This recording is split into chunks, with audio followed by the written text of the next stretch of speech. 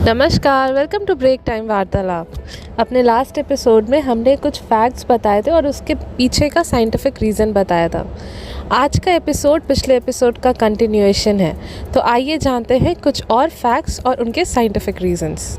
जमीन पर बैठकर भोजन करना। भारतीय संस्कृति में धरती पर बैठकर भोजन करने की परंपरा है।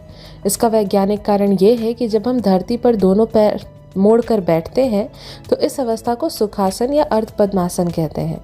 इस प्रक्रिया में बैठने से दिमाग की उन धमनियों को सकारात्मक संदेश पहुंचता है जो पाचन तंत्र से जुड़ी होती हैं। भोजन के बाद मिठाई खाने की परंपरा।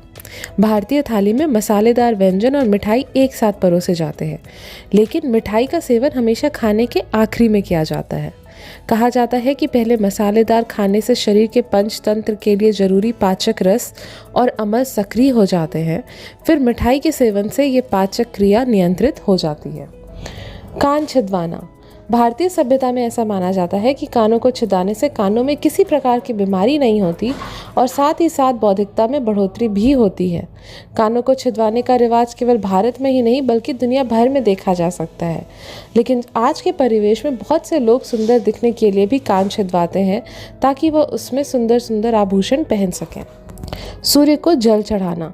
भारतीय परंपरा में सुबह सुबह सूर्य को पानी का अर्घ देकर नमस्कार करते हैं। पानी को सर के ऊपर से नीचे की तरफ गिराते हैं। पानी से टकराकर सूर्य की किरणें आंखों में पड़ने से आंखों की बीमारियां दूर हो जाती हैं। घर के आंगन में तुलसी का महत्व। तुलसी केवल एक पौधा ही नहीं बल्कि अपने आप में एक संपूर्ण औषधि गुणों से युक्त जड़ी बूटी है।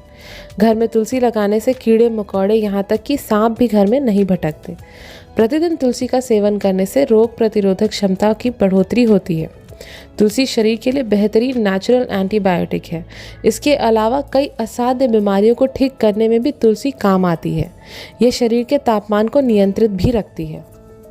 Thank you for watching. Stay connected for more stories. Take care. Bye bye.